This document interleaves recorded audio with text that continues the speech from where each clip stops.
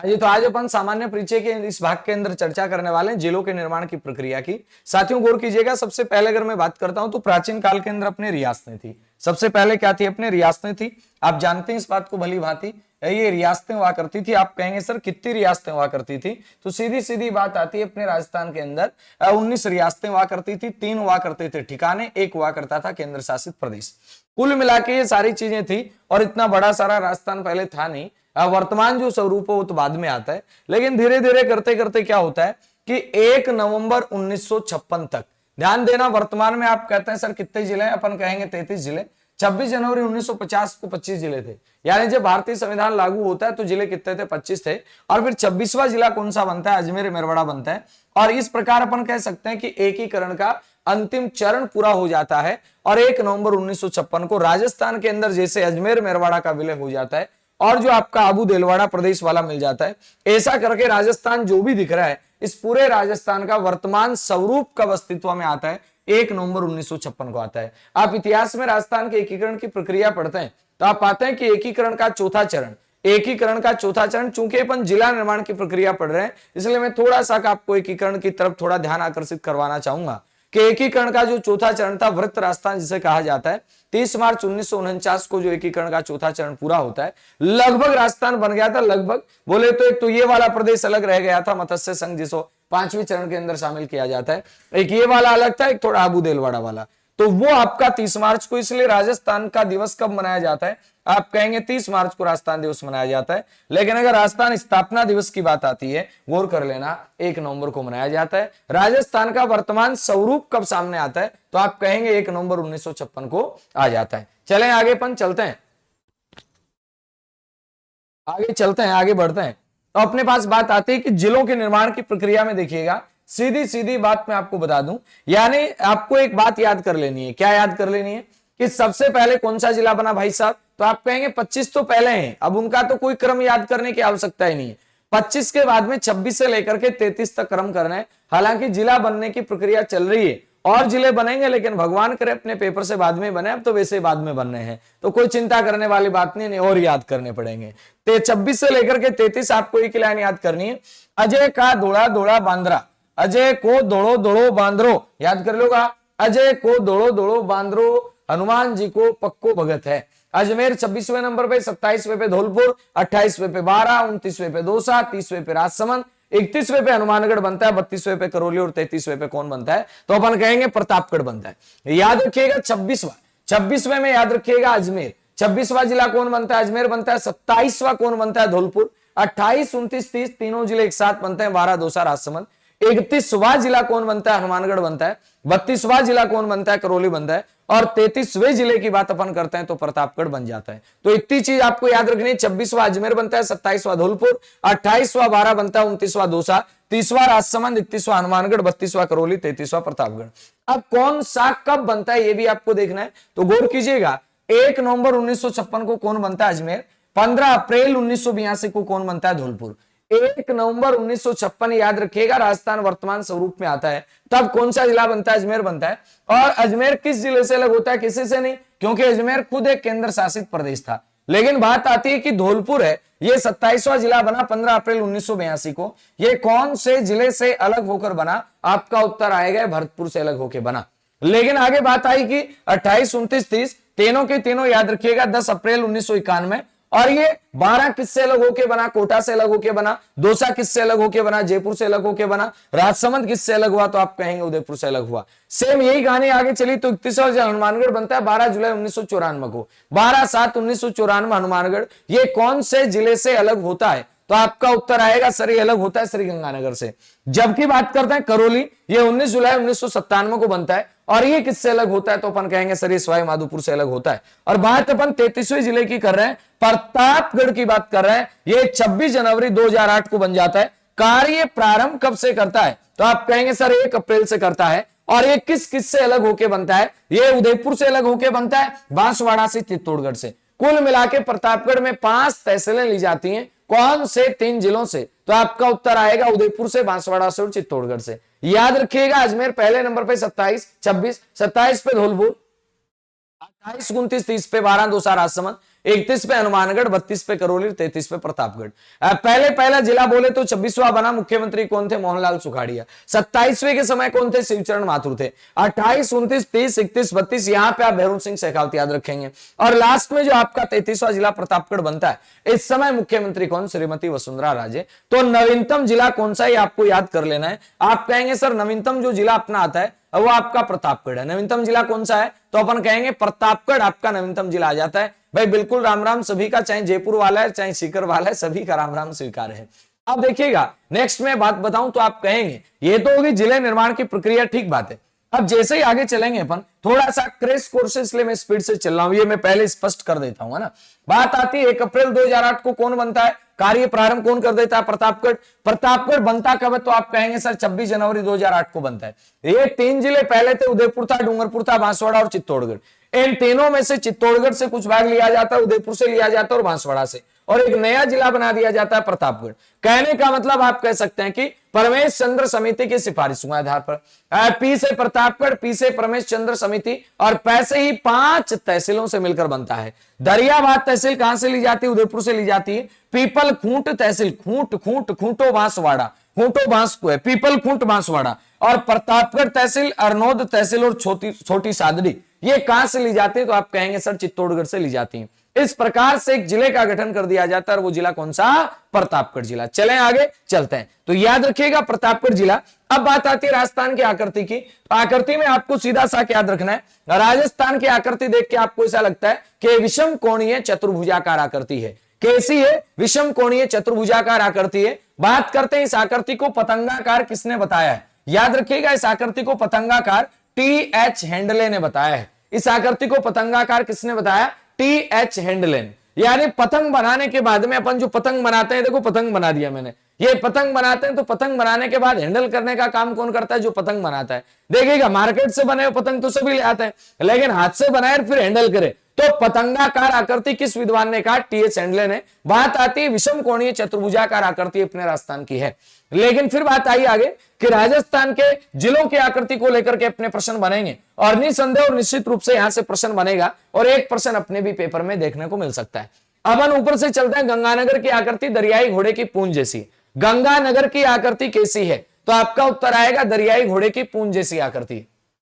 बात करते हैं कि हनुमानगढ़ की आकृति कैसी है? अंग्रेजी के एल अक्षर जैसी, कुर्सी जैसी और सोफे जैसी। याद रखिएगा हनुमानगढ़ की आकृति कैसी है? तो आपका उत्तर आएगा हनुमानगढ़ की आकृति अंग्रेजी के एल अक्षर जैसी है, कुर्सी जैसी है, सोफे जैसी है। ऐसी आकृति कौन से जिले की है? तो आप कहेंगे हनुमानगढ़ की। बीकानेर की आकृति का कोई प्रश्न नहीं बनता, चूरू की आकृति का कोई प्रश्न नहीं बनता, झुंझुनू की आकृति का तो नहीं बनता, लेकिन झुंझुनू का यह प्रश्न बनता है ऐसा जिला जिसका अक्षांश विस्तार भी 1 डिग्री में है और देशांतर विस्तार भी 1 डिग्री में है, वो कौन सा जिला है? तो आपका झुंझुनू आ जाता है। आगे अपन बात करते हैं तो यहाँ पे यानी समान अक्षांश और देशांतर विस्तार लगभग लंबाई चौड़ाई। आगे बात आती है अर्धचंद्राकार प्याले नुमा कटोरे नुमा तस्त्री नुमा कौन? तो आप कहेंगे कौन सा? सीकर। सीकर की आकृति कैसी है? अर्धचंद्राकार है। सीकर की आकृति प्याले नुमा है, सीकर की आकृति कटोरे नुमा है। सीकर का उल्टा कर दो, दोसा धनुषाकार है। दोसा की आकृति कैसी? तो आपका उत्तर आ जाएगा धनुषाकार है। यहां पे मैं लिख देता हूं, यानी दोसा की आकृति कैसी है? तो आपका उत्तर आ जाएगा धनुषाकार है।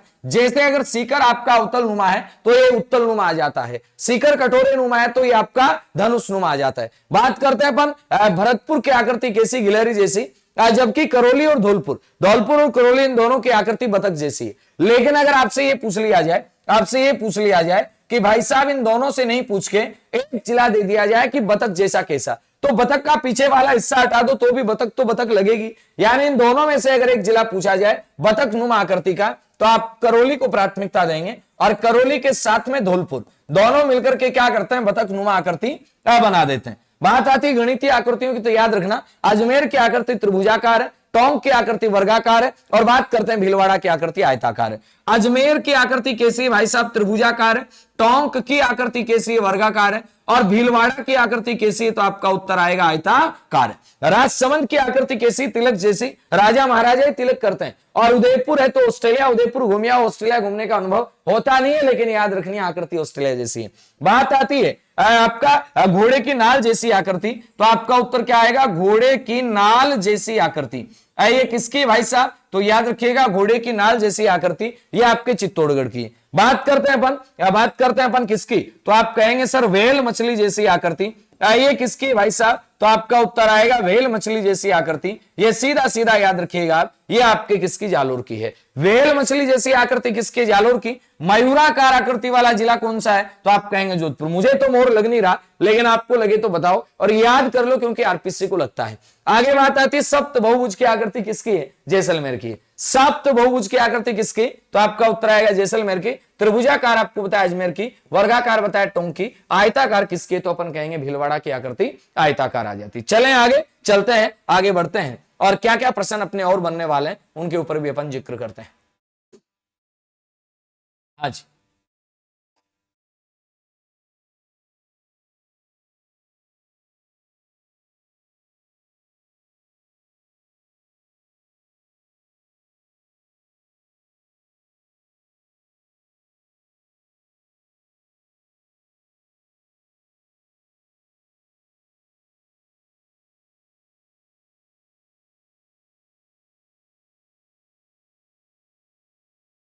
हाँ जी सुनिएगा। अब इसके बाद में देखिएगा, फिर आगे चलेंगे अपन, तो क्या बात आएगी, क्षेत्रफल। बड़ा अच्छा प्रश्न है, प्रश्न बड़ा है। तो वैश्विक संदर्भ में बात करें तो देखिएगा, ग्लोब के संदर्भ में, तो ग्लोब का क्षेत्रफल जल भाग कितने प्रतिशत पे, 71 पे, स्थल भाग 29% पे, लगभग कितना 16 करोड़ वर्ग किलोमीटर है। लेकिन ये 16 करोड़ वर्ग किलोमीटर तो अपने को याद करना नहीं है, अपन तो सीधा सीधा आएंगे कहां पे, भारत में। भारत का क्षेत्रफल कितना है, 32,87,263 वर्ग किलोमीटर है। 32,87,263 विश्व के क्षेत्रफल का 2.4 है, 2.4, लेकिन 32,87,263 में अपने पास 28 तो राज्य हैं और 8 केंद्र शासित प्रदेश है। याद रखिएगा, 28 राज्य और 8 केंद्र शासित प्रदेशों में बड़े कौन से हैं, राजस्थान है, मध्य प्रदेश है, महाराष्ट्र है। राम है, महान है, तो राजस्थान, मध्य प्रदेश, महाराष्ट्र। बात आती है जीएसटी, गोवा, सिक्किम, त्रिपुरा। अब राजस्थान सबसे बड़ा आता है, राजस्थान सबसे बड़ा आता है। राजस्थान का क्षेत्रफल कितना है, 3,42,239 वर्ग किलोमीटर है। प्रश्न फिर बनने जा रहा है, राजस्थान का क्षेत्रफल 3,42,239 है। ये आपका वर्ग मील में पूछा जाए तो 132-139 वर्ग मील है। भारत के क्षेत्रफल में कितनी भूमिका निभाता है राजस्थान, तो आपका उत्तर सीधा सा बन जाएगा कि भारत के क्षेत्रफल में 10.41%।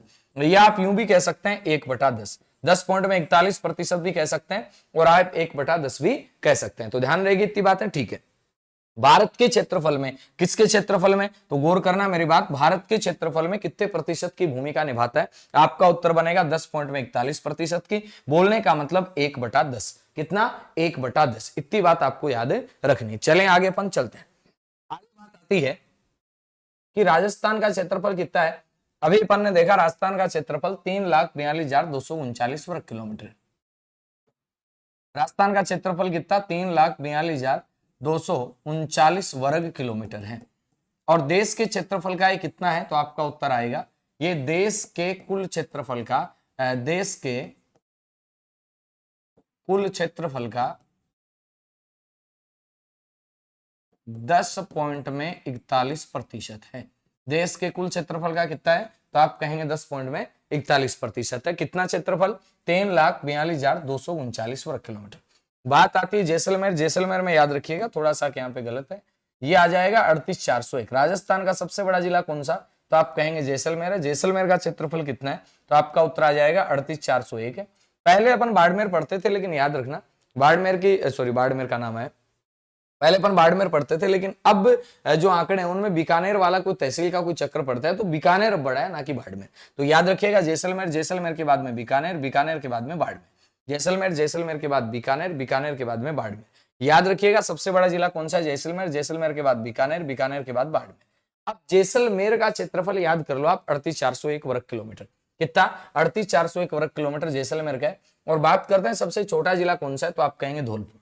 सबसे छोटा जिला धौलपुर है। ट्रिपल डी याद रखना है, धौलपुर है, दौसा है, डूंगरपुर। धौलपुर, दौसा, डूंगरपुर। धौलपुर का क्षेत्रफल राजस्थान के क्षेत्रफल में 0.89% है। और 89 किलोमीटर तो अपन पंजाब के साथ सीमा भी अपनी लगती है। पंजाब के 2 जिले सीमा लगाते हैं अपने साथ, फाजिलका और मुक्तसर। और पंजाब की कुल सीमा की लंबाई अपने साथ कितनी लगती है, 89 किलोमीटर लगती है। 0.89 क्या है, धौलपुर। 0.89 धौलपुर, जबकि जैसलमेर है 11.22% है। जैसलमेर कितना प्रतिशत, तो आपका उत्तर आएगा 11.22। राजस्थान का सबसे बड़ा जिला जैसलमेर है, ये सबसे छोटे जिले धौलपुर से कितने गुना बड़ा है, तो आपको याद रखना 12.66 गुना। लेकिन आपसे पूछा जाए कि जैसलमेर राजस्थान के क्षेत्रफल में कितना है, जैसलमेर राजस्थान के क्षेत्रफल में कितना प्रतिशत है, तो आपका उत्तर आ जाएगा 11.22%। कितना है, 11.22। लेकिन जैसलमेर सबसे छोटे जिले धौलपुर से कितने गुना बड़ा है, तो आपका उत्तर आ जाएगा 12.66 गुना बड़ा है। इसके बाद जैसे ही आगे चलते हैं अपन, तो बात आती है राजस्थान के भौतिक प्रदेशों की।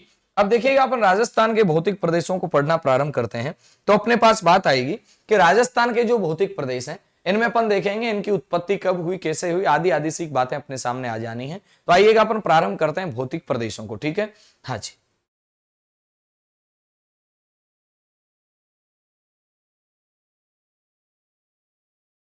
टेस्ट नहीं डाले के कहा नहीं डाले, टेस्ट हो रहा है ना, आज फिक्स टाइम पे 4 बजे स्टार्ट कर दिया गया था टेस्ट तो।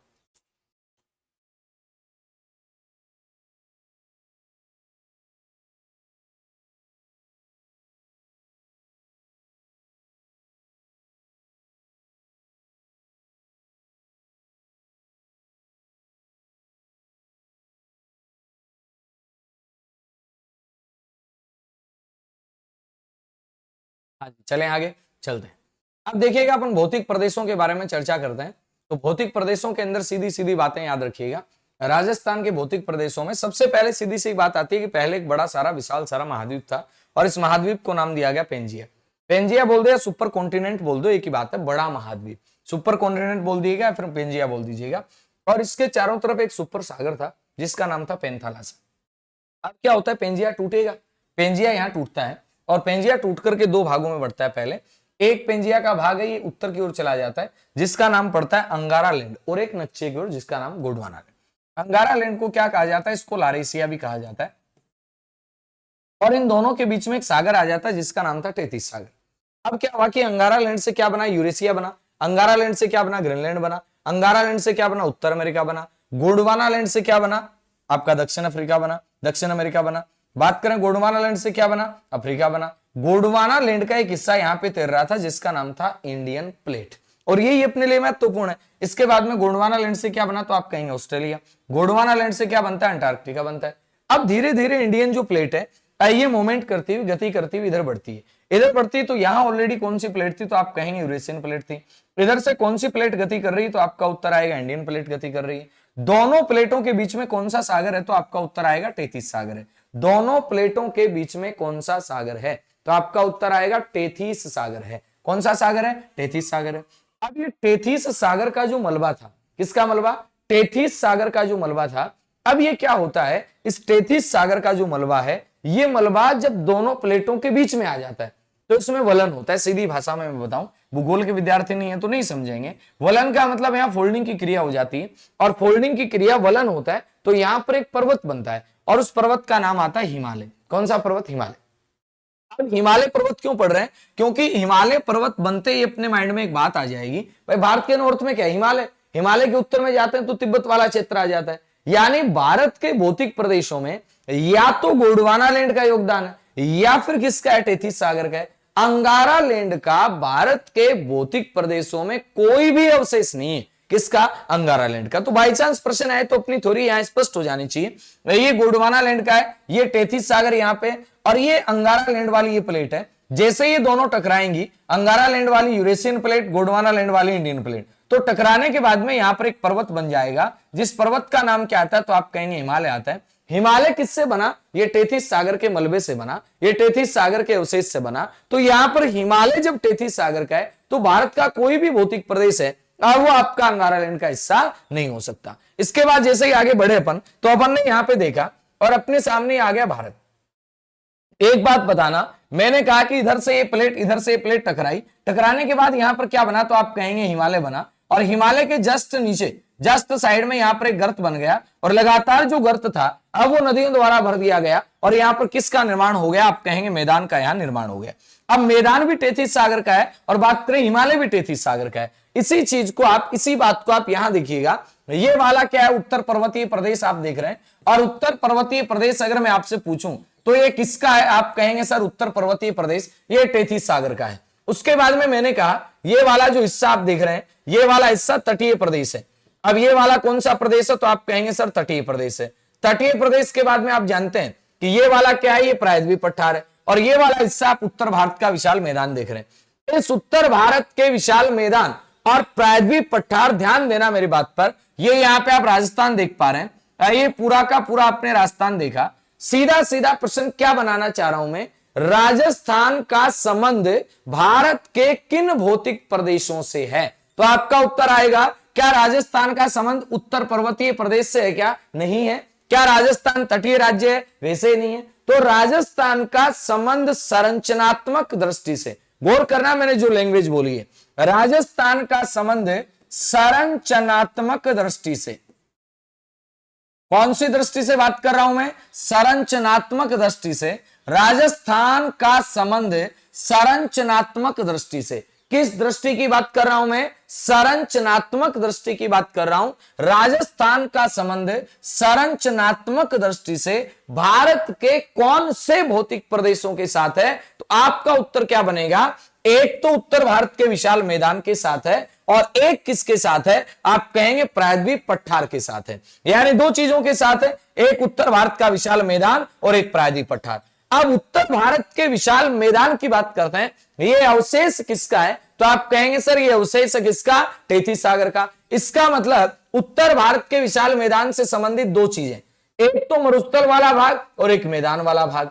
जबकि मैं बात करता हूं कि प्रायद्वीप पठार से संबंधित कौन है, ये वाला किससे, तो आप कहेंगे प्रायद्वीप पठार से, और ये वाला किससे, प्रायद्वीप पठार। यानी ये किसका भाग है, आपका उत्तर आएगा सर ये प्रायद्वीप पठार का भाग है। चाहे अरावली की बात कर रहे हैं अपन और चाहे दक्षिण पूर्वी पठार प्रदेश की बात कर रहे हैं, ये मैदान वाला भाग और ये मैदान वाला भाग, ये दोनों किसके हैं, तो आपका उत्तर आ जाएगा ये उत्तर भारत के विशाल मैदान के हैं।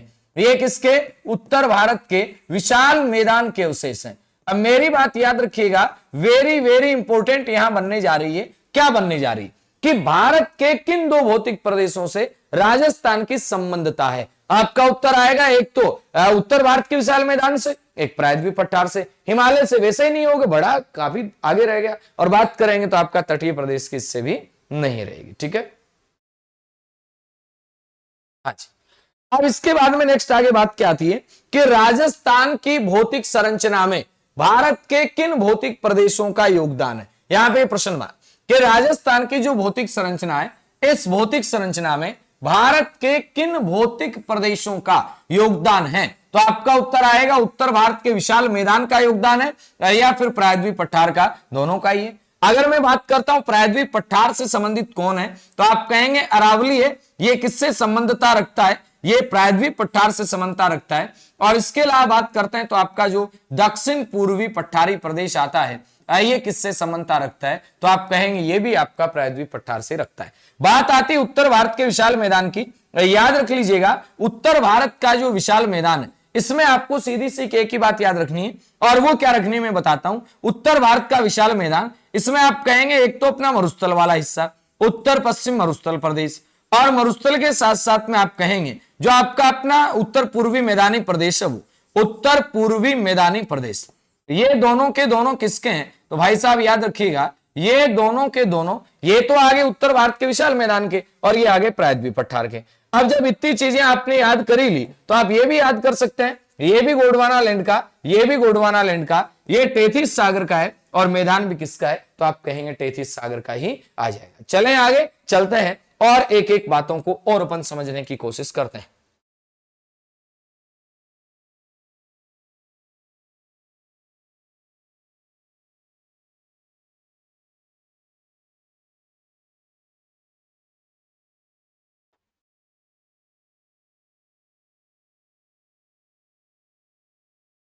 अब जैसे भारत के भौतिक प्रदेश कौन से, एक एक फिर डिटेल से आ गया।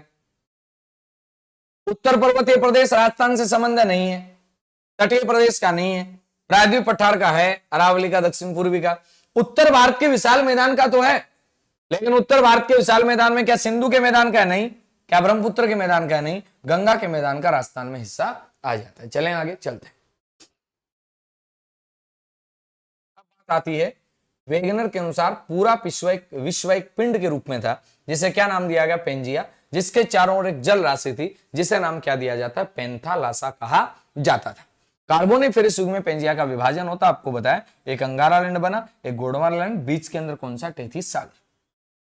अब बात आती है यहाँ पे भूगर्भिक समय सारणी राजस्थान के संदर्भ में, याद रखिएगा, सीधे से एक प्रश्न आ जाते हैं, इनमें इंपॉर्टेंट क्या है वो मैं आपको बता दूंगा, क्योंकि पूरी भूगर्भिक सारणी अगर आपने पहले नहीं पढ़ी है तो अब याद नहीं होने वाली। सुनिएगा, यहाँ पे सीधी बात, भूगर्भिक समय सारणी ये राजस्थान के संदर्भ में है। यहां बात करते हैं पर महाकल्प की, तो एक आद्य महाकल्प आता है जिसे एजोइक कहा जाता है। क्या कहा जाता है, एजोइक कहा जाता है, ये आद्य महाकल्प है। कल्प कौन सा इसका, प्री कैम्ब्रियन। और प्री कैम्ब्रियन में अपने राजस्थान में, एक तो आप जानते हैं प्री कैम्ब्रियन में क्या बना है, अपने अरावली की उत्पत्ति हुई है। साथ ही साथ याद रखिएगा, देहली महासमूह की चट्टानें ये प्री कैम्ब्रियन युग से संबंधित है। अरावली महासमूह की चट्टानें ये प्री कैम्ब्रियन युग से संबंधित है। झाड़ोल के महासमूह की चट्टानें ये प्री कैम्ब्रियन से संबंधित है। उदयपुर समूह की चट्टानें ये प्री कैम्ब्रियन से संबंधित है। और मालानी क्रम की चट्टानें ये भी प्री कैम्ब्रियन से संबंधित है। बात करते हैं अजबगढ़ सेल समूह अलवर में, यह भी प्री कैम्ब्रियन से। पूरा जीवी वेरी इंपॉर्टेंट है और यहां से प्रश्न बनने के पूरे चांस हैं। पूरा जीवी महाकल्प जिसे पेलियोजोइक महाकल्प आप कह रहे हैं, विंध्यन महासमूह इसी के अंदर आएगा और पर्मियन कार्बोनिफेरस भी इसी में आएगा। विंध्यन महासमूह का मतलब सीधा बनेगा कि विंध्यन महासमूह की चट्टानें कहां से कहां, निम्बा हेड़ा चित्तौड़ से लेकर के, याद रखिएगा मैं क्या कर रहा हूं, निम्बा हेड़ा चित्तौड़ से लेकर के सासारामा बिहार तक, निम्बा हेड़ा चित्तौड़ से लेकर के सासारामा बिहार तक क्या है, तो आप कहेंगे विंध्यन महासमूह की चट्टानें। और इसी के अंदर सेल समूह में याद रखिएगा, नागौर बेसिन की सेल समूह है, बिरमानिया बेसिन की सेल समूह है, ये भी इसी के अंदर आ जाती है। नागौर बेसिन नागौर में है, बिरमानिया बेसिन कहां पे, तो आपका उत्तर आएगा जैसलमेर। पोलियोजेक के अंदर ही बात करते हैं अपन, तो अपने पास आता है पर्मियन कार्बोनिफेरस। और पर्मियन कार्बोनिफेरस युग की चट्टानें बाप बोल्डर्स समूह है, याद रख लेना, वेरी इंपॉर्टेंट है। बाप बोल्डर्स समूह है, जोधपुर में है। भादुरा बालूकास्म कहां पे, जोधपुर में है। इसके बाद में बाप बोल्डर्स वाली क्या है, ये हिमवाहित मलबा है। और भादुरा बालूकास्म है, ये आपका बालू का पत्थर और चूना पत्थर है। सीधा प्रश्न बनेगा, पहली बात तो ये बन जाए कि बाप बोल्डर्स सेल समूह कहां पे, बाप बोल्डर्स चट्टाने कहां पे, जोधपुर में है। भादुरा बालूकास्म में भी कहां पे, जोधपुर में है। ये कौन से युग से संबंधित है, पर्मियन कार्बोनिफेरस से है। पर्मियन कार्बोनिफेरस नहीं पूछ के महाकल्प पूछ लिया जाए, पूरा जीवी महाकल्प या पेलियोजोइक, ये भी वेरी इंपॉर्टेंट बन जाएगा मेसोजोइक महाकल्प में। क्यों, क्योंकि अपने जो जैसलमेर के अंदर ऑकलवुड नेशनल फॉसिल पार्क जो है, ऑकलवुड फॉसिल्स जो पार्क है, उसके अंदर जो अवशेष हैं वो आपके कौन से युग के हैं, आपका उत्तर आएगा मेसोजोइक के। कहने का मतलब जो आपका लाठी सीरीज आती है, ये जैसलमेर बाड़मेर बेसिन वाला भाग आता है, ये पूरा का पूरा किसका, मेसोजोइक का है। और मेसोजोइक में अगर आपसे स्पेशल पूछा जाए तो आप कहेंगे जुरासिक काल, वेरी इंपॉर्टेंट है, जुरासिक काल। याद रखिएगा कि जैसलमेर के अंदर पाया जाने वाला नेशनल ऑकलवुड फॉसिल्स जो पार्क है, इसके अंदर जो चट्टानें हैं वो कौन से काल की हैं, आप कहेंगे सर जुरासिक काल की हैं। कौन से महाकाल या महाकल्प की हैं, आप कहेंगे मेसोजोइक की है। मेसोजोइक याद रखना ऑकलवुड फॉसिल्स पार्क, बाप बोल्डर से याद रखना पेलियोजोइक या फिर पूराजीवी महाकल्प। फिर बात आती है नवजीवी महाकल्प की, अपने राजस्थान से कोई लेना देना नहीं इसका। सीनियोजोइक जिसे अपन कहते हैं, eosin, Oligocene, myosin, Pliocene, Himalaya वगैरह बने। नूतन जीवी महाकल्प जिसे नियोजोइक कहा जाता है, प्लेस्टोसीन मैदानों का निर्माण होता है और वर्तमान में जो युग चलता है वो आपका होलोसीन युग आ जाता है। अब आगे बात आती है, अपने राजस्थान के भौतिक प्रदेशों को कितने भागों में बांटा जाता है, 4 भागों में। 4 भागों की जब बात आती है तो याद रखिएगा, सबसे पहले आपके सामने आता है कौन सा, आप कहेंगे सर ये उत्तर पश्चिम मरुस्थल प्रदेश आता है। उत्तर पश्चिम मरुस्थल प्रदेश के बाद में मध्य अरावली पर्वतीय प्रदेश, फिर आता है पूर्वी मैदानी प्रदेश और फिर आता है दक्षिण पूर्वी पठारी प्रदेश। ध्यान दीजिएगा मेरी बात के ऊपर, मैंने क्या कहा, नंबर 1 पे आता है उत्तर पश्चिम मरुस्थल प्रदेश, नंबर 2 पे आता है मध्य अरावली पर्वतीय प्रदेश, नंबर 3 पे आता है पूर्वी मैदानी प्रदेश और नंबर 4 पे अपन बात करें तो आता है दक्षिण पूर्वी पठारी प्रदेश। अब प्रश्न बना उत्तर पश्चिम मरुस्थल प्रदेश, ये अवशेष किसका, आपका उत्तर क्या आएगा, उत्तर पश्चिम मरुस्थलीय प्रदेश ये टेथिस सागर का अवशेष है। टी बोले तो टेथिस सागर, यहां मैं लिख देता हूं, टी का मान क्या है, टेथिस सागर है। और जी बोले तो गोंडवाना लैंड। फिर अपने सामने प्रश्न बनेगा क्या, कि मध्य अरावली पर्वतीय प्रदेश ये किसका अवशेष है, तो आपका उत्तर बनेगा मध्य अरावली पर्वतीय प्रदेश ये गोंडवाना लैंड का अवशेष है। किसका? गोंडवाना लैंड का। बात आ रही उत्तर पश्चिम मरुस्थल प्रदेश ये टेथिस सागर का। बात आ रही फिर मध्य अरावली पर्वतीय प्रदेश ये किसका है? गोंडवाना लैंड का है। बात आती पूर्वी मैदानी प्रदेश ये फिर टेथिस सागर का है। फिर बात आती है दक्षिण पूर्वी पठारी प्रदेश ये गोंडवाना लैंड का है। ध्यान देना, भारत से इनकी संबंधता की बात की जाए तो ये मरुस्थल प्रदेश मैदान का हिस्सा है। बात करते हैं मध्य अरावली ये पठार का हिस्सा है। बात करते हैं पूर्वी मैदानी प्रदेश फिर मैदान का हिस्सा है, और दक्षिण पूर्वी पठारी प्रदेश पठार का हिस्सा है। फिर प्रश्न बना उत्तर पश्चिम मरुस्थल प्रदेश ये कितने प्रतिशत क्षेत्रफल पे है? 61.11% क्षेत्रफल पे। बात आती है अरावली पर्वतीय प्रदेश ये 9% क्षेत्रफल पे है। बात आती है पूर्वी मैदानी प्रदेश ये 23% क्षेत्रफल पे है। और बात आती है दक्षिण पूर्वी पठारी प्रदेश ये 6.89% क्षेत्रफल पे है। लेकिन फिर प्रश्न बना उत्तर पश्चिम मरुस्थल प्रदेश यहां कितनी जनसंख्या निवास करती है? 40%। लेकिन फिर गौर करना मध्य अरावली पर्वतीय प्रदेश की बात आए 10% जनसंख्या निवास करती है, और पूर्वी मैदानी प्रदेश की बात आए 39% जनसंख्या निवास करती है, और हाड़ौती के पठार में 11%। आपको एक ही बात याद रखनी है 61 और 9 70 हो गए, 61 और 9 70 हो गए, सीधी सीधी बात। और ये आप 23 और 7 कितने हो गए? ये 6.89 नहीं दिखे तो 7% भी कर देना है। कितना? 7%। चले आगे अपन। तो याद रखिएगा उत्तर पश्चिम मरुस्थल प्रदेश ये टी बोले तो अवशेष, भारत के अंदर मैदान 61%, 61.11, जैसलमेर 40%, जनसंख्या है जैसलमेर का नाम है, जनसंख्या 40% है। मध्य अरावली पर्वतीय प्रदेश पठार 9% क्षेत्रफल है, जनसंख्या की बात करें 10 है। यहाँ पे 23 क्षेत्र है, 39 जनसंख्या है, यानी ज्यादा जनसंख्या का घनत्व है जमाव कहां पे? मैदानी प्रदेश में। फिर आपका आता है दक्षिण पूर्वी पठारी प्रदेश 6.89% क्षेत्रफल आ जाता है, और याद रखिएगा 11% यहां पर क्या? तो आप कहेंगे जनसंख्या निवास करती है। चलें आगे अपन चलते हैं। हाँ जी,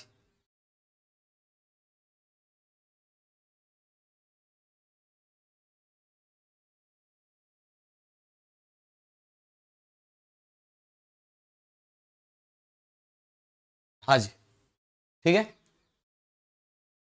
इसके बाद में फिर क्या बात आती है? राजस्थान को सर्वप्रथम भौतिक प्रदेशों में बांटने का प्रयास किसने किया? सीधी सीधी बात याद रखनी है, ये आपका वीएन मिश्रा ने किया 7 प्रदेशों में। नेशनल बुक ट्रस्ट से इनके आपका क्या आती है? पुस्तक आती है, याद रखिएगा 1968 में। इसके बाद बात आती है राजस्थान के भौतिक प्रदेश कितने? तो आपको बताया अभी मैंने, सबसे पहले पश्चिम मरुस्थलीय प्रदेश आता है, इसका एरिया कितना है? 61.11 है। अरावली की बात आती है तो एरिया कितना है? 9 है। पूर्वी मैदानी प्रदेश की बात आती है 23% इसका एरिया आता है। हाँ जी, अर्चना चौधरी बिल्कुल धन्यवाद जी। हाँ, आगे देखिएगा पश्चिम मरुस्थल प्रदेश है 61.11, अरावली पर्वतीय प्रदेश की बात करते हैं 9.0, पूर्वी मैदानी प्रदेश की बात करते हैं 23%, दक्षिण पूर्वी पठारी प्रदेश 6.89। रिपीट करवा देता हूं, मरुस्थल प्रदेश 40% जनसंख्या है, अरावली पर्वतीय प्रदेश 10 है, पूर्वी मैदानी में 39 है, दक्षिण पूर्वी में 11।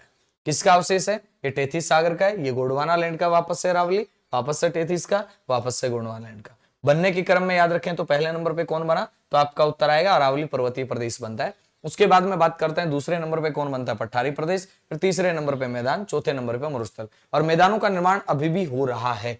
ऊंचाई के अनुसार क्रम देखते हैं तो 1 नंबर पे अरावली आएगा, याद रखिएगा।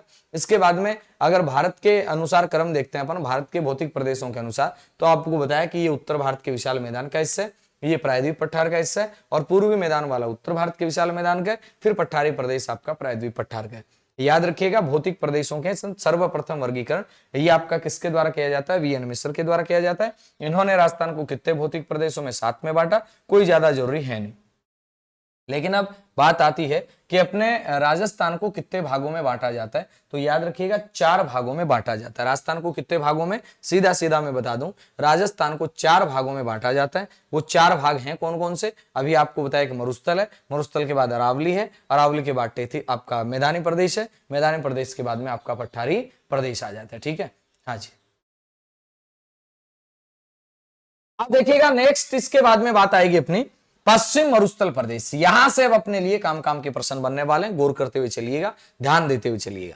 पश्चिम मरुस्थलीय प्रदेश की बात आई, राजस्थान के कितने जिलों में विस्तृत है? 12 जिलों में। पश्चिम मरुस्थलीय प्रदेश राजस्थान के कितने जिलों में विस्तृत है? अपना उत्तर आएगा राजस्थान के 12 जिलों के अंदर विस्तृत है। बात आती 12 जिले कौन से हैं? एक तो बीकानेर आ जाता है यहां से, एक गंगानगर आ जाता है, गंगानगर के बाद हनुमानगढ़, फिर चूरू आ जाता है, मतलब बोले तो बीकानेर संभाग पूरा आ गया। इसके बाद में सीकर और झुंझुनू आ जाते हैं, जयपुर संभाग के 2 जिले। इसके बाद यहां से नागौर आ जाता है, अजमेर संभाग का 1 जिला, और फिर जोधपुर संभाग के 5 जिले आ जाते हैं। आप कहेंगे सर छठा कौन सा, सिरोही तो अरावली वाले में चला गया ना, तो याद रखिएगा यहाँ पे कुल मिला के 4 संभागों के 12 जिलों में, कितने संभागों के, 4 संभागों के 12 जिलों के अंदर कौन सा, तो आपका उत्तर आ जाएगा मरुस्थल फैला हुआ है। उत्पत्ति की बात करते हैं तो मरुस्थल की उत्पत्ति समुद्र के अपगमन से, अपगमन का मतलब होता है पीछे जाना, समुद्र के अपगमन से तथा प्लिस्टोसीन काल में मानवीय क्रियाकलापों के विस्तार के कारण मरुस्थल की क्रिया निरंतर जारी है। अभी समुद्र के अपगमन से मरुस्थल निर्माण का विचार है, ये बेलेंडफोर्ड के द्वारा माना जाता है। बेलेंडफोर्ड ने कहा कि समुद्र पहले था, वो धीरे धीरे पीछे हटा और यहां पर मरुस्थल बन गया। अभिनव मत के अनुसार अगर अपन बात करते हैं तो याद रखिएगा सीधी सीधी सी बात, टेथिस सागर में होने वाले नदी अवसादों के जमाव से मरुस्थल का निर्माण हुआ। पहले यहां टेथिस सागर था। ईश्वरी प्रसाद ने मरुस्थल प्रदेश को शुष्क प्रदेश की संज्ञा दी है, याद रखना, ईश्वरी प्रसाद ने मरुस्थल प्रदेश को शुष्क प्रदेश की संज्ञा दी, और यह मरुस्थल अफ्रीका के ग्रेट पोलियो आर्कटिक मरुस्थल का भाग है। बात करते हैं इसकी लंबाई की, लगभग 640 किलोमीटर है। चौड़ाई की बात करते हैं तो लगभग 300 किलोमीटर। भारत में स्थित संपूर्ण थार मरुस्थल का 62% कहां पे, तो आप कहेंगे राजस्थान में। भारत में जितना भी थार मरुस्थल है उसका 62% कहां पे, अपना उत्तर बन जाएगा राजस्थान के अंदर। फिर आगे बात आती है अपनी, क्या पहले मरुस्थल 58% में था, लेकिन लगातार पूर्व की ओर विस्तार होने के कारण यह राजस्थान के 61.11% पर फैल गया।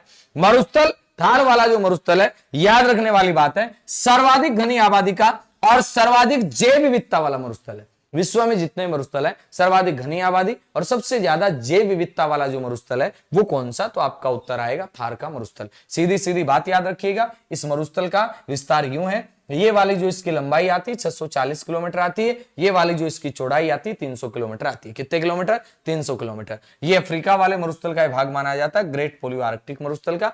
भारत के कितने राज्यों में मरुस्थल फैला, 4 में। किस किस साथ, 4 राज्यों में। पहले तो 4 में था, अब तो जैसे कि बात करते हैं अपन, अब भी 4 में ही है, पहले भी 4 में था, अब भी 4 में, अब थोड़ी बदला है, नहीं बदला। पंजाब में, हरियाणा में, राजस्थान में, गुजरात में, पंजाब में, हरियाणा में, राजस्थान में और गुजरात में, याद रखिएगा। इसके बाद फिर बात करते हैं अपन, तो सामान्य ढाल की बात करते हैं तो इसका किधर से किधर आता है, पूर्व से पश्चिम और उत्तर से दक्षिण, यानी इसका जो ढाल आता है ये किधर से किधर आता है, पूर्व से पश्चिम। ये थोड़ा सा इसमें गड़बड़ लिख दिया है, पूर्व से पश्चिम में ऐसे थोड़े ना होता है।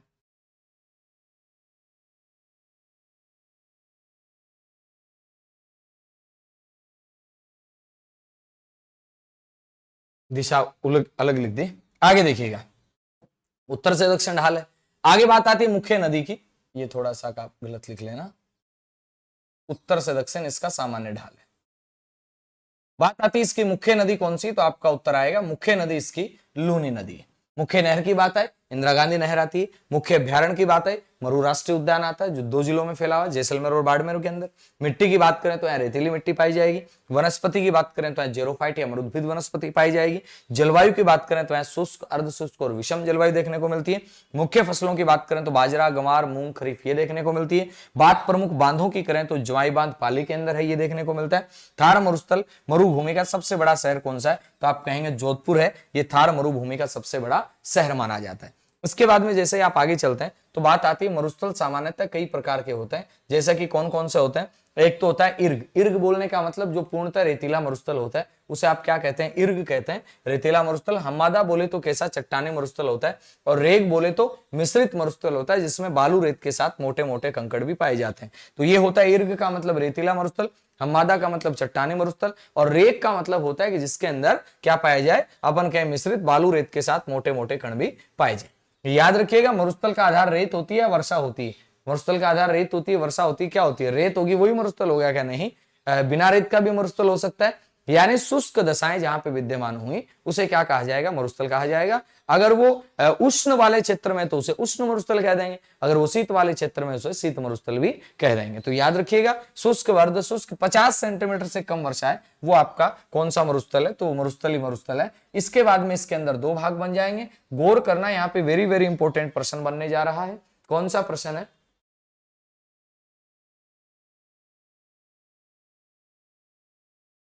हाँ जी, अब देखिएगा, मरुस्थल का विभाजन किया गया 50 सेंटीमीटर से कम वर्षा वाला भाग ये मरुस्थल है। शुष्क मरुस्थल प्रदेश, ध्यान देना, अब ये मरुस्थल के दो पार्ट कर दिए। एक तो ये कर दिए जिसका नाम आ रहा है 50 सेंटीमीटर समवर्षा रेखा। 50 सेंटीमीटर कौन सी वर्षा रेखा? आपका उत्तर आएगा समवर्षा रेखा। 50 सेंटीमीटर को आप क्या कह सकते हैं? 500 मिलीमीटर समवर्षा रेखा। 50 सेंटीमीटर समवर्षा रेखा भी कह सकते हैं और आप इसको 500 मिलीमीटर समवर्षा रेखा भी कह सकते हैं। एक ही बात याद रखनी है, ये जो 50 सेंटीमीटर समवर्षा रेखा है या फिर 500 मिलीमीटर समवर्षा रेखा जिसे आप कह रहे हैं, राजस्थान को दो भागों में बांटने का काम करेगी। प्रश्न आ सकता है पेपर के अंदर, राजस्थान को दो भागों में बांटने का काम ये कौन सी समवर्षा रेखा करती है? तो आपका उत्तर आएगा 50 सेंटीमीटर समवर्षा रेखा करती है। जबकि 50 सेंटीमीटर को आप क्या कह सकते हैं? 500 मिलीमीटर कह सकते हैं। मान लो 50 ऑप्शन में नहीं है, 40 और 60 आ जाए तो किसे करोगे? 60 को तो करना ही नहीं है, 40 ही करोगे वहां पे। तो 50 सेंटीमीटर और मरुस्थल को दो भागों में बांटने का काम, मरुस्थल को दो भागों में बांटने का काम ये 25 सेंटीमीटर या 250 मिलीमीटर करती है। मैंने कहा मरुस्थल के दो भाग कर दिए, एक तो शुष्क मरुस्थल, एक अर्ध शुष्क आएगा। अब शुष्क मरुस्थल के फिर दो भाग कर दिए, कौन से? एक तो कर दिया बालू का स्तूप क्षेत्र, वेरी वेरी इंपॉर्टेंट है, याद कर लेना, प्रश्न आएगा पक्का पेपर में। एक तो बालू का स्तूप क्षेत्र और एक कौन सा? बालू का स्तूप मुक्त क्षेत्र। बालू का स्तूप क्षेत्र की बात आती है, बोले तो जहां पर बालू का स्तूप है वो बालू का स्तूप क्षेत्र है शुष्क वाले भाग में। भाई शुष्क मरुस्थल है, इसके कुल भाग में 58 पॉइंट में 50% ऐसा है, याद कर लेना, प्रश्न आएगा। 58 पॉइंट में 50% ऐसा है जहां पर बालू का स्तूप पाए जाते हैं और यहाँ पे 41.50 ऐसा है जहां बालू का स्तूप नहीं पाए जाते हैं। बात आती है अर्ध शुष्क, जहां 25 से लेकर 50 सेंटीमीटर वाला, इसमें घग्गर बेसिन आएगा, शेखावाटी प्रदेश आएगा, नागौर उच्च भूमि और गोडवाड़ प्रदेश या लूनी क्षेत्र जिसे अपन कहते हैं वो यहाँ पे आ जाएगा। इसके बाद जैसे ही आगे बढ़े अपन तो बात आती है समवर्षा रेखा की। समवर्षा रेखा का मतलब क्या कहेंगे आप? समवर्षा रेखा किसे कहेंगे? समान वर्षा वाले क्षेत्रों को मिलाने वाली रेखा है, इसे आप क्या कहेंगे? समवर्षा रेखा कहेंगे। प्रश्न क्या बनता है? प्रश्न बनता है कि राजस्थान को दो भागों में बांटने वाली यह वर्षा रेखा राजस्थान को दो भागों में बांटती है और मरुस्थल की पूर्वी सीमा का निर्धारण करती है। जबकि बात करते हैं 25 सेंटीमीटर की, यह समवर्षा रेखा मरुस्थल को कितने भागों में? दो भागों में बांटेगी और शुष्क मरुस्थल की पूर्वी सीमा का और अर्ध शुष्क की पश्चिमी सीमा का निर्धारण करेगी। यानी ये वाला कौन सा? अर्ध शुष्क है। अर्ध शुष्क की कौन सी सीमा? तो आप कहेंगे पश्चिमी सीमा। शुष्क की पूर्वी सीमा किसके द्वारा बनती है? 25 सेंटीमीटर या फिर 250 मिलीमीटर के द्वारा मिलती है।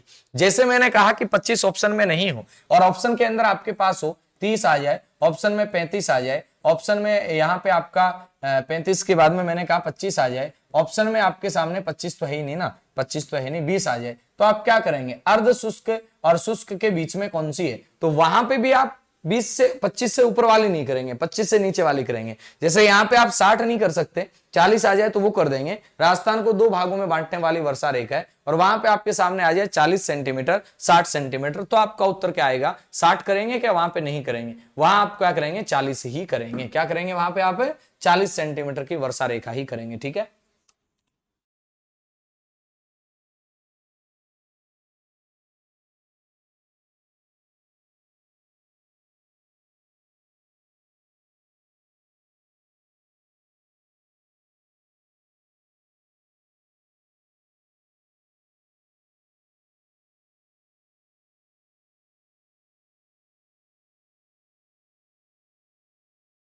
अब देखिएगा इसके बाद में जैसे अपन आगे चले तो अपने पास क्या आएगा? शुष्क मरुस्थल, इसे अपन भारतीय मरुस्थल भी कहते हैं, महान भारतीय मरुस्थल। शुष्क मरुस्थल प्रदेश को दो भागों में बांटते हैं, बालू का स्तूप युक्त, एक तो होता है युक्त और एक होता है मुक्त। मुक्त प्रदेश यानी जहां रेत के टीले नहीं है। युक्त का मतलब 58.5, मुक्त बोले तो 41.50, याद कर लेना, वेरी वेरी इंपॉर्टेंट। बात आती है, आएगी ये तो। अब यहाँ पे आप कहेंगे बालू का स्तूप जो प्रदेश है, बालू का स्तूप से प्रभावित क्षेत्र इस प्रकार है। याद रखिएगा सीधी सीधी बात, यानी आपसे क्या पूछा जा रहा है? आपसे सीधी सीधी बात पूछी जाए तो बालू का स्तूप से तो प्रभावित है, ठीक बात है, ये ज्यादा डीप आ गया, बाकी इतना याद नहीं रखना है। बालू का स्तूप रहित क्षेत्र कितना है?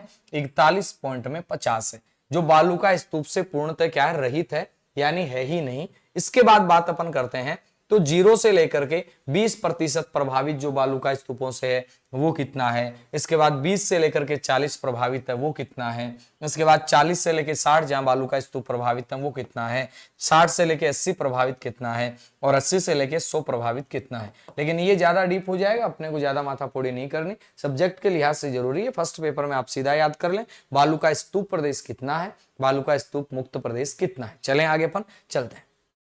आगे बात आती है प्रमुख बालू का स्तूप कौन कौन से हैं। नंबर 1 पे बात आती है बालू का स्तूप को आप क्या कह सकते हैं, धोरे कह सकते हैं, धरियन कह सकते हैं, रेत का टीला कह सकते हैं। बालू का स्तूप धोरे हैं, धरियन है, रेत का टीला है। अनुप्रस्थ बालू का स्तूप का मतलब है यानी जो बालू का स्तूप समकोण पर बनते हैं, पवन के समकोण पर बनने वाले बालू का स्तूपों को अनुप्रस्थ कहते हैं। जैसे बीकानेर में बनते हैं, रावतसर में बनते हैं, शेखावाटी में बनते हैं, हनुमानगढ़ में बनते हैं। अनुदेधरीय को क्या कहा जाता है, रेखीय बालू का स्तूप भी कहा जाता है अनुदेधरीय को। अनुदेधरीय को पवनानुवर्ती भी कहा जाता है, पवन के समानांतर बनने वाला लाइनर बालू का स्तूप भी अपन इसको कहते हैं। बात आती है ये बालू का स्तूप ये रेडक्लिफ रेखा के सहारे देखने को मिलते हैं, और इन बालू का स्तूपों की बात करें अपन तो रेडक्लिफ रेखा के सहारे देखने को मिलते हैं अनुदेधरीय बालू का स्तूप। बात करते हैं बरखान बालू का स्तूप की, तो याद रखिएगा एक बात, तो इसमें ये सर्वाधिक गतिशील बालू का स्तूप है। बरखान बालू का स्तूपों में आपको क्या बात याद रखनी है, ये सर्वाधिक गतिशील बालू का स्तूप है, ये बात आपको ध्यान में रख लेनी है। कौन से बालू का स्तूपों की बात कर रहे हैं अपन, बरखान की। बरखान सर्वाधिक गतिशील बालू का स्तूप है, ये बड़ा ही अच्छा प्रश्न बनता है, तो आप लिख सकते हैं सर्वाधिक गतिशील बालू का स्तूप, यानी सबसे ज्यादा गतिशील बालू का जो स्तूप आते हैं वो कौन से आते हैं, तो भाई साहब याद रखिएगा सबसे ज्यादा जो गतिशील बालू का स्तूप आते हैं वो बरखानी आते हैं। सबसे ज्यादा गतिशील भी है, सबसे ज्यादा विनाशी भी है। इनका अर्धचंद्राकार होता है, जूती के आकार में होते हैं, इस टाइप से इनका ये आकार बनता है। कहाँ कहाँ पाए जाते हैं, तो आप कहेंगे जोधपुर के अंदर ही पाए जाते हैं, और जोधपुर के अलावा कहाँ पे आपके चूरू के अंदर पाए जाते हैं। जोधपुर के अंदर भी स्पेशल कौन से क्षेत्र में, तो मैं आपको बता दूं ओसियां वाला जो क्षेत्र है वहां पर ये बालू का स्तूप देखने को मिलते हैं। कौन से, बरखान बालू का स्तूप है, सर्वाधिक गतिशील बालू का स्तूप है, और सर्वाधिक विनाशकारी बालू का स्तूप माने जाते हैं। अनुप्रस्थ की बात है समकोण याद रखना, अनुदेधरीय की बात है रेखीय, पवनानुवर्ती, लाइनर जिसे कहते हैं पवन के समानांतर बनने वाले। आगे फिर बात आती है परवलयिक बालू का स्तूप, ये स्थानीय चक्रवात बबूलिया से निर्मित माने जाते हैं। पेराबोलिक महिलाओं के हेयर पिन की तरह माने जाते हैं। इसके बाद में ये क्यों नाम याद करने, कई बार क्या होता है कि प्रश्न आता है निम्न में से बालू का स्तूप का प्रकार नहीं है, 4 ऑप्शन वहां दे दी जाएंगे, 3 बालू का स्तूप के प्रकार के, चौथा और ही को एटपटांग लाएंगे, एडाइज फेडाइज पता नहीं क्या लाएंगे। याद रखना परवलिक बालू का स्तूप स्थानीय चक्रवात से निर्मित होते हैं। पेराबोलिक बालू का स्तूप की बात करते हैं महिलाओं के हेयर पिन की तरह होते हैं। तारानुमा बालू का स्तूप, जब हवा है भाई पवन का कोई प्रवाह है निश्चित नहीं होता है, किधर से भी हो सकता है, बहुदिशीय प्रवाह होता है। जब हवा चारों तरफ से बहने लगे तब क्या होगा, हवा जब चारों तरफ से बहने लगेगी तो मिट्टी को उड़ाकर वो किसी भी साइड में यूं यूं यूं जमा कर देगी, और चारों दिशाओं के अंदर जब मिट्टी जमा हो जाए तो तारा बालू का स्तूप बनता है। तारा बालू का स्तूप सूरतगढ़ गंगानगर में, इसके अलावा आपका मोहनगढ़ जैसलमेर में। तारा बालू का स्तूप कहां कहां पाए जाते हैं, आपका उत्तर आएगा सूरतगढ़ गंगानगर में, और आपका मोहनगढ़ जैसलमेर में। कौन से, तारानुमा बालू का स्तूप। चलें आगे चलते हैं। इसके बाद बात आती है फिर आपका प्रमुख बालू का स्तूप में नेबखा बालू का स्तूप की बात आती है। याद रखिएगा छोटी छोटी वनस्पतियों के सहारे जब मिट्टी का जमाव हो जाता है, छोटी छोटी वनस्पतियों के सहारे जब मिट्टी का जमाव हो जाता है तो कौन से बालू का स्तूप बनते हैं, अपना उत्तर आएगा नेबखा बालू का स्तूप बनते हैं। बात आ रही है सब्र काफिज बालू का स्तूपों की। सब्र काफिज का मतलब अवरोधों के सहारे जो बनते हैं, चाहे वो आपका किसी झोंपड़ी के सहारे बन रहे हैं, चाहे वो आपका किसी भी अवरोध के सहारे बन जाए, उसे सब्र काफिज कहते हैं। और सब्र काफिज बालू का स्तूप पुष्कर में है, बूढ़ा पुष्कर में है, इसके अलावा जयपुर के जोबनेर में है, और सीकर के अंदर है। याद रखिएगा कौन से, सब्र काफिज। नेबखा बालू का स्तूप किसी भी झाड़ी की तरफ बनने वाले बालू का स्तूप है। सब्र काफिज की बात करें तो मरुस्थल में स्थित अवरोधों के सहारे पुष्कर, बूढ़ा पुष्कर, जयपुर के जोबनेर, सीकर आदि में नेटवर्क बालू का स्तूप की बात आती है। तो याद रखिएगा हरियाणा की सीमा के सहारे जो है वो आपके नेटवर्क बालू का स्तूप है। उर्मिका रिपिल बोले तो कई बार मरुस्थलों में लहरदार सी आकृति देखने को मिलती है, उसे उर्मिका रिपिल कहते हैं। सबसे ज्यादा बालू का स्तूप कहां पाए जाते हैं, चूरू में, और एकमात्र ऐसा जिला जिसमें सभी प्रकार के बालू का स्तूप पाए जाते हैं, तो आपका उत्तर आ जाएगा जोधपुर में। कहां पे, जोधपुर के अंदर सबसे ज्यादा सभी प्रकार के बालू का स्तूप देखे जाते हैं।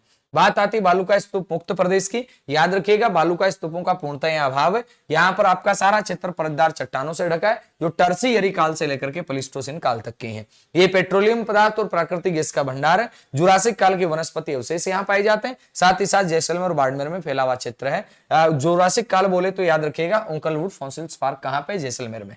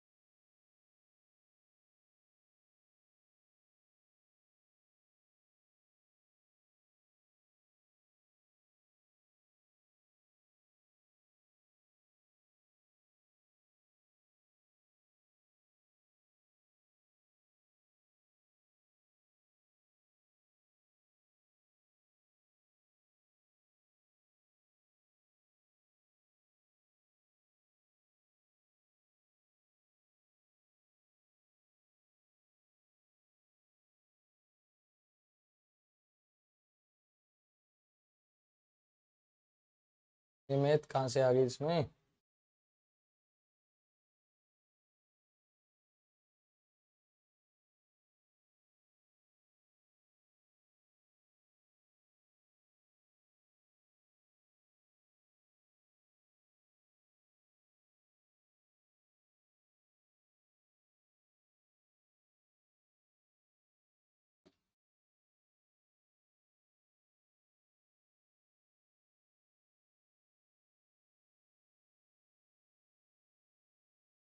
दो ही सेकंड का टाइम लगेगा।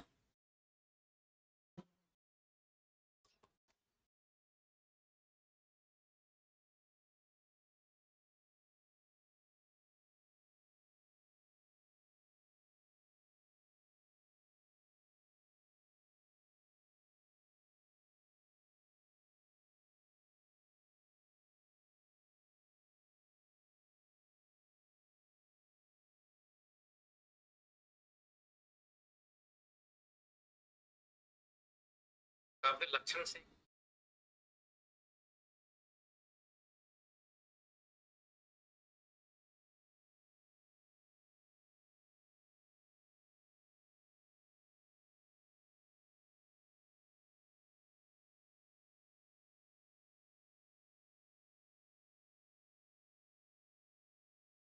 हाँ जी।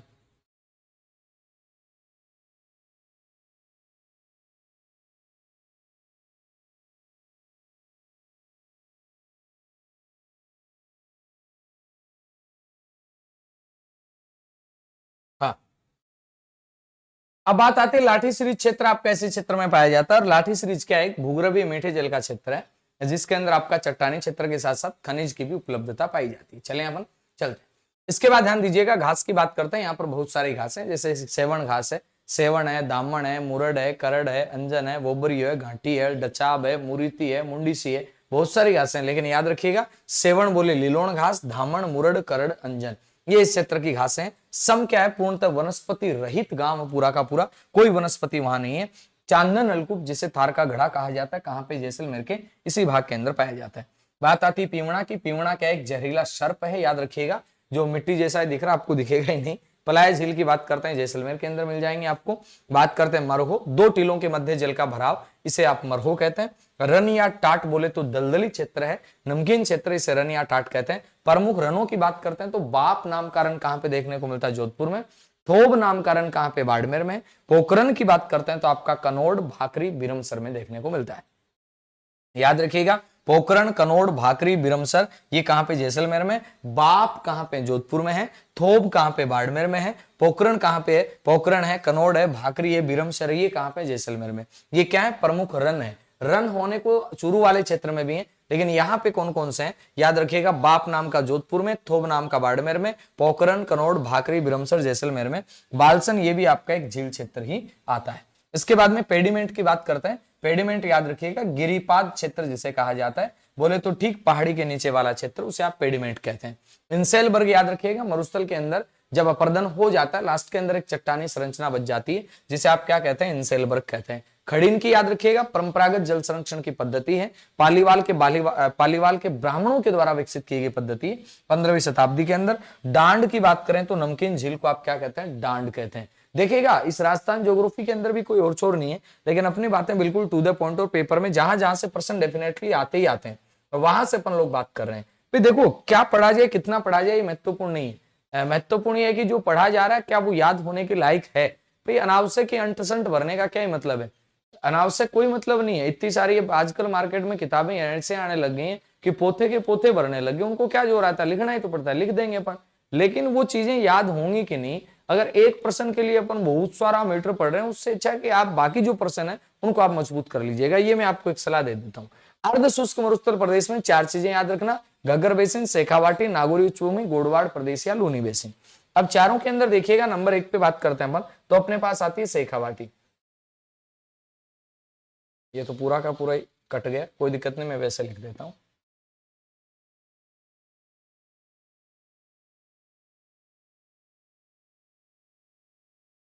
सीधा सीधा आ जाए घग्गर बेसिन, तो आपका उत्तर क्या आ जाएगा, घग्गर बेसिन में कौन से 2 जिले शामिल हैं, तो आपका उत्तर आएगा, एक तो घग्गर बेसिन में हनुमानगढ़ जिला शामिल है। कौन सा जिला शामिल है, हनुमानगढ़। और एक घग्गर बेसिन में कौन सा जिला, श्रीगंगानगर। और ये वाला जो बेसिन है इसे कहा जाता है राजस्थान का अन्न का कटोरा। घग्गर बेसिन को क्या कहा जाता है, तो आप कहेंगे राजस्थान का अन्न का कटोरा। ये कौन से बेसिन को कहा जाता है, तो आप कहेंगे ये घग्गर बेसिन को कहा जाता है। इसके बाद में बात आती है शेखावाटी प्रदेश की। शेखावाटी प्रदेश कह दीजिएगा या फिर अंत अपवाह का क्षेत्र कह दीजिएगा। शेखावाटी प्रदेश कहें या अंत अपवाह का क्षेत्र कहें, ये कौन सा है, तो आप कहेंगे इसके अंत अपवाह का क्षेत्र है। इसके अंदर याद रखिएगा सीधी सीधी, एक तो चूरू जिला आ जाएगा, चूरू के बाद में सीकर जिला आ जाएगा, सीकर के बाद में झुंझुनू जिला आ जाएगा। और याद करवा दूं मैं आपको एक बात और, झुंझुनू के साथ साथ नागौर जिले का कुछ भाग भी इसमें आ जाएगा। किसका, नागौर का जो कुछ भाग है वो भी इसके अंदर आपको याद कर लेना है। आगे बात आती है इसी क्षेत्र के अंदर, बात करें मुख्य नदी यहाँ पे कौन सी है जिसके आधार पर इसे अंतःपुआ का क्षेत्र कहा जाता है, तो आप कहेंगे कांतली। मुख्य नदी यहाँ पे कौन सी, कांतली। यहाँ पे बीड़ क्या आती है, एक तो आता है बीहड़, बीहड़ तो चंबल नदी में अपन पढ़ते हैं, ये बीड़ है। तो बीड़ में याद रखिएगा जो घास भूमि है, कौन सी भूमि, अपना उत्तर आएगा घास भूमि, इसे आप क्या कहते हैं, बीड़ कहते हैं। बीड़ क्या है, तो आप कहेंगे घास भूमि। मुख्य नदी कौन सी, यहाँ की कांतली है। बीड़ क्या है, घास भूमि। इसके बाद में आप कहेंगे जोहड़। जोहड़ याद रखिएगा सीधी सीधी बात, यानी स्थानीय भाषा में कच्चे कुओं का नाम। स्थानीय भाषा में कच्चे कुओं का नाम, स्थानीय भाषा में जो कच्चे कुएं हैं, कच्चे कुओं का जो नाम है, इसे आप क्या कहते हैं, कच्चे कुओं का नाम, इसे आप जोहड़ कहते हैं। इसके बाद में सर की बात आती है। सर का मतलब क्या है, यानी जल भराव का क्षेत्र। मरुस्थल के अंदर जो जल भराव का क्षेत्र है इसे आप क्या कहते हैं, तो आप कहेंगे सर। मरुस्थल के अंदर जो जल भराव का क्षेत्र है इसे आप सर कहा जाता है। जैसे कि बहुत सारे सर हैं, साला सर है, मलसी सर है, शोभा सर है, पार्वती सर है, हेमा सर है, कई प्रकार के सर आपको चूरू में देखने को मिल जाएंगे। सर का मतलब यहाँ पे क्या है कि जल भराव का जो क्षेत्र उसे आप क्या कहते हैं, सर कहते हैं। इसके बाद में बात आती है यहाँ पे रन महत्वपूर्ण है। कौन कौन से रन है देख लेते हैं। देखिएगा अगर रन की बात की जाए तो आप कहेंगे ताल छापर। कौन सा, ताल छापर नाम का रन है। ताल छापर के अलावा आप कहेंगे पड़ीहारा नाम का रन है।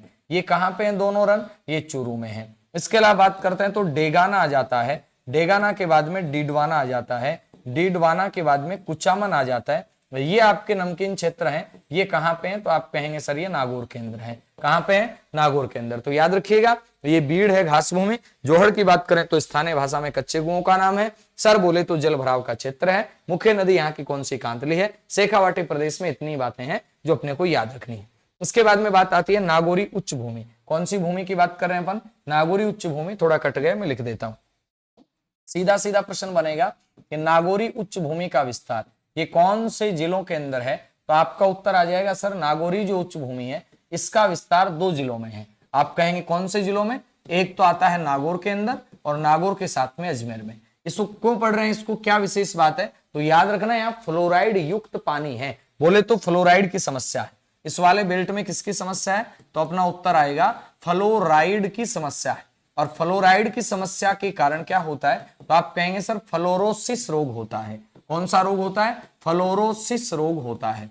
और जब बात फ्लोरोसिस रोग की आती है तो याद रखिएगा इस रोग में क्या होता है, हड्डियों का टेढ़ापन। फ्लोरोसिस रोग में क्या होता है, हड्डियों का टेढ़ापन, ये बात आपको याद रख लेनी है। साथ ही साथ याद रखिएगा बांकापन जिसे आप कह सकते हैं हड्डियों में। साथ ही साथ आप कहेंगे दांतों में पीलापन, ये भी इसी के कारण होता है, दांतों का पीलापन। और दांतों के पीलापन के साथ साथ याद रखिएगा शरीर में कुबड़ हो जाता है, यानी शरीर जो होता है ये कुबड़ जाता है, ये भी इसी के कारण होता है। ध्यान देना मेरी बात के ऊपर, इस बांकापन के कारण, इस टेढ़ापन के कारण इस वाले बेल्ट को क्या कहते हैं, तो आपका उत्तर आएगा इसे बांका पट्टी कहते हैं। कौन सी पट्टी कहते हैं, इसे बांका पट्टी कहते हैं। और इसी वाली पट्टी को आप कुब्बड़ पट्टी के नाम से भी जानते हैं, इसे ही आप हॉन्च बेल्ट के नाम से जानते हैं। बांका पट्टी कह दें, कुब्बड़ पट्टी कह दें, या फिर आप इसे हॉन्च बेल्ट कह दें, एक ही बात है।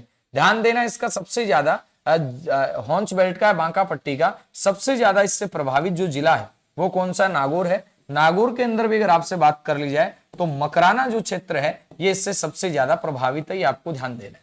इसी वाले बेल्ट में आप कहेंगे यहाँ पर हरे कबूतर भी पाए जाते हैं। कौन सी उच्च भूमि में, नागौरी उच्च भूमि में हरे कबूतर भी पाए जाते हैं, ये बात आपको ध्यान में रख लेनी है।